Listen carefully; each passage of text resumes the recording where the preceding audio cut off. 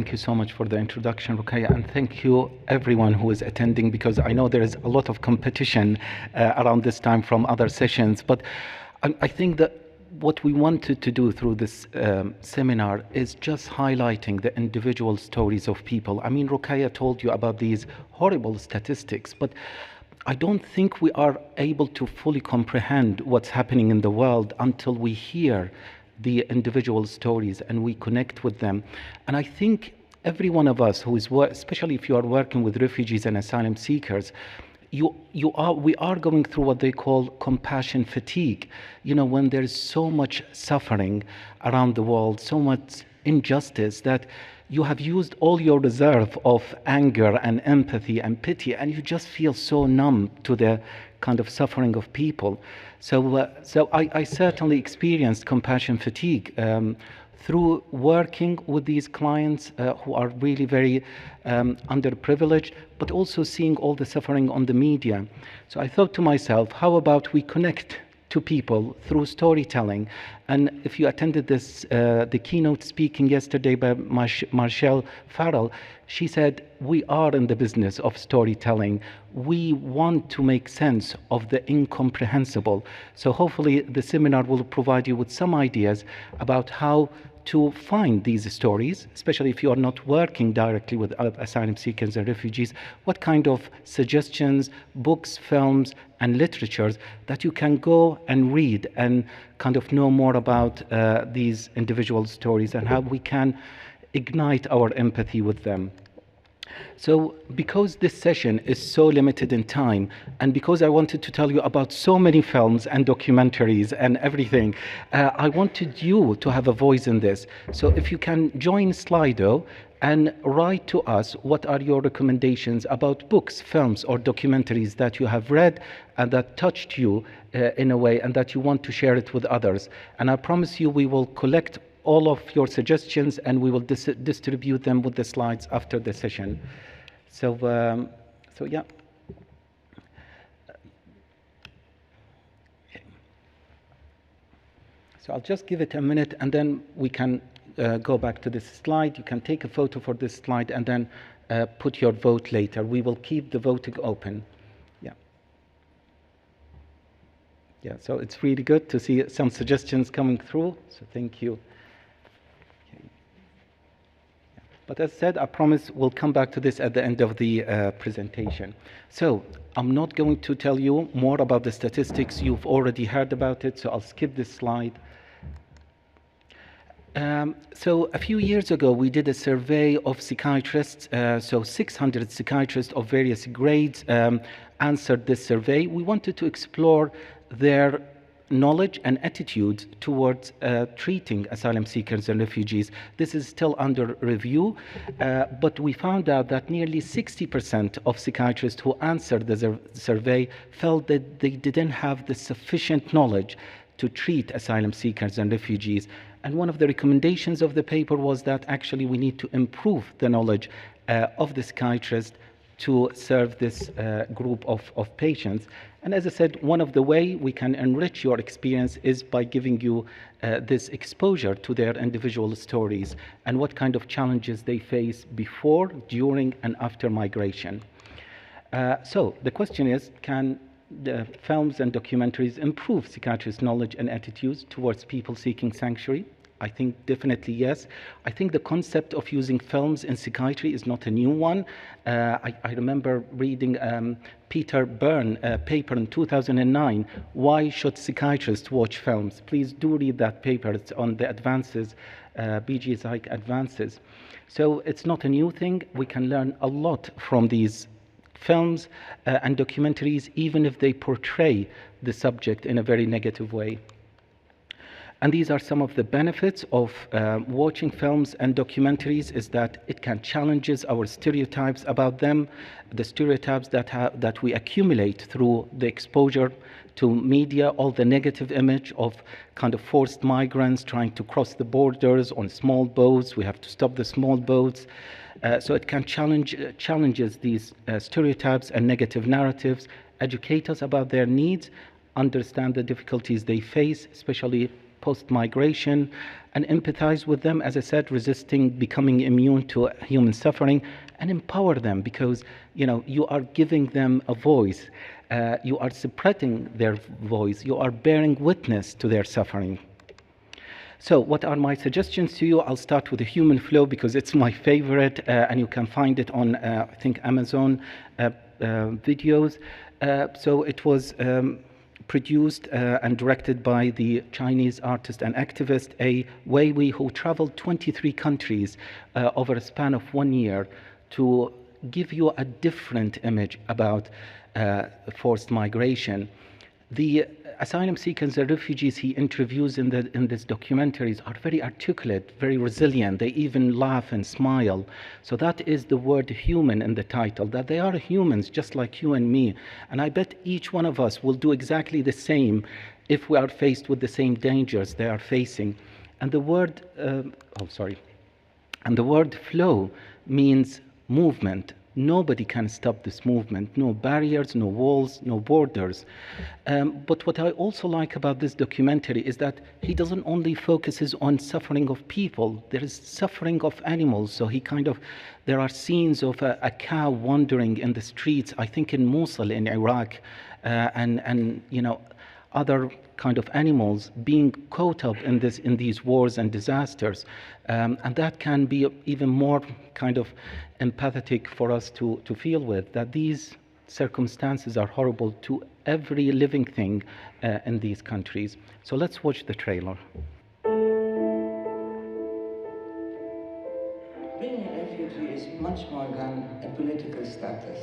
It is the most pervasive kind of cruelty that can be exercised against a human being. You are forcibly robbing this human being of all aspects that would make human life not just tolerable but meaningful in many ways. The more immune you are to people's suffering, that's very, very dangerous. It's critical for us to maintain this humanity. الان 60 روزه با پسرم همینطوری داریم میچرخیم، ولی هیچ کس نیستش که بگه یه راهی رو بخواد به ما نشون بده. کجا برم زندگیمو شروع کنم؟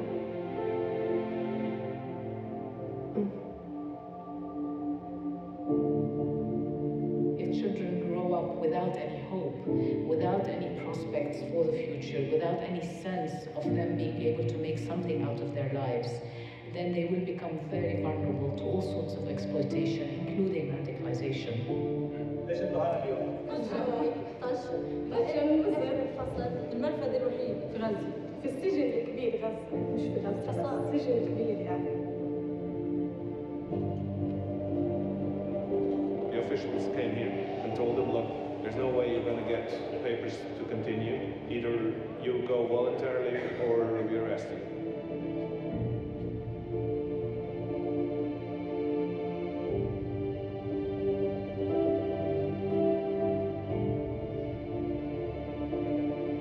I respect you.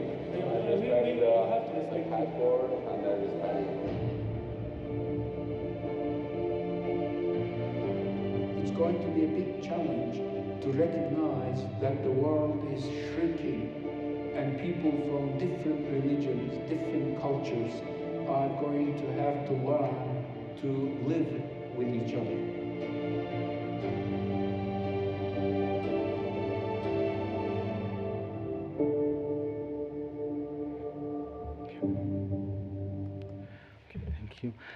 The next one is actually fiction, one of my favorites, and you can watch it on Netflix. But His House, director Remy Weeks, follows Bol and Riyal Major as they flee Sudan.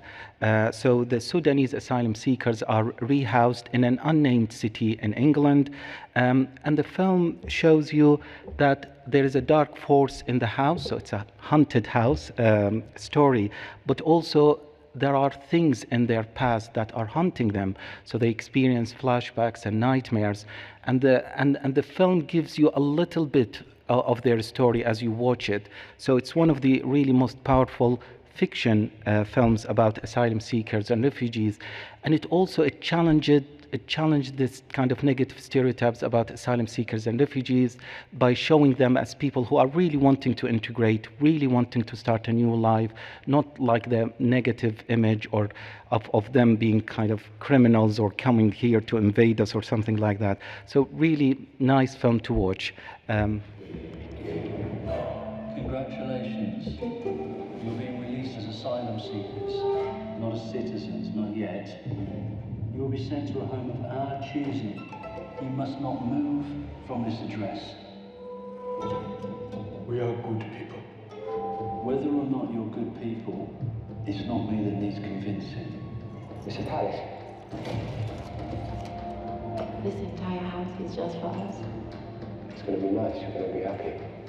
As long as you can get along, fit in, you will have good bonds.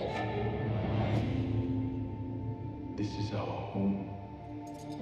Look at this doesn't matter. You'll get used to it.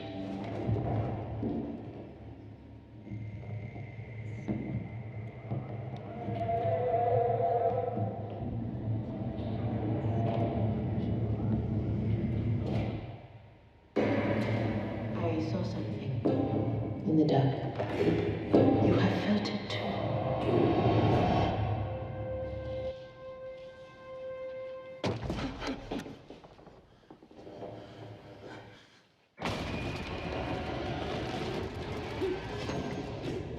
You're having problems with the property? This is what they want. They like to see us crazy. Let them send us back. How quickly you forget everything we went through to get here.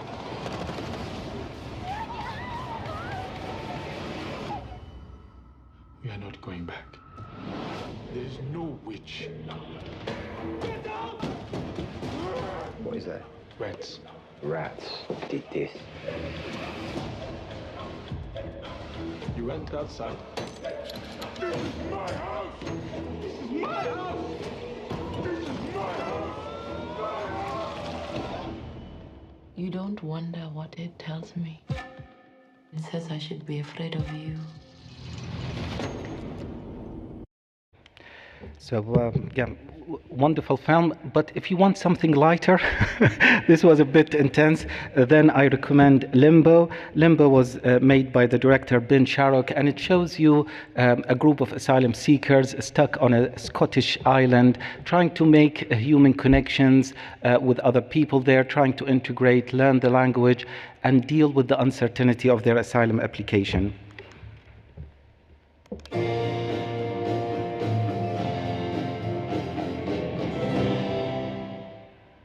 I want to introduce our new flatmate.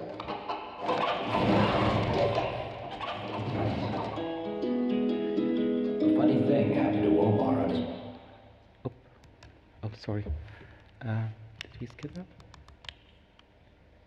Sorry, can we play it again?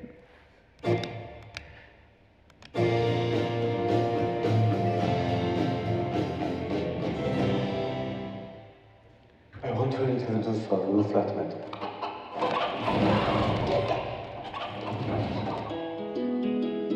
A funny thing happened to Omar on his way to freedom.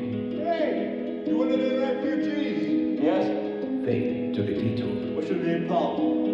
Omar. Right, Omar. Don't go up straight, like. Break anyone, right? Okay.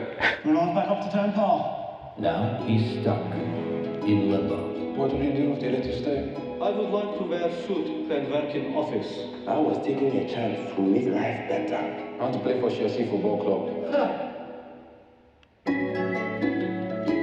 One wrong step and they will deport us. You ever think about who you were before all of this? I cannot be myself back home. Is there very famous? Maybe a little. Maybe I could be your agent. Like, So, yeah. So, sorry, my time is out, but please do watch it. It's available in the UK. So, what is my conclusion? My conclusion is that we have to maintain this empathy. I know we are going through this compassion fatigue, but please maintain your empathy. And as I said, arts and literatures can help you to do that. And because that is the beginning of humanity and morality, to be empathetic to each people an individual suffering. And as I said, we will go back out. These are some suggestions of film festivals and websites that can tell you more about migration-focused films.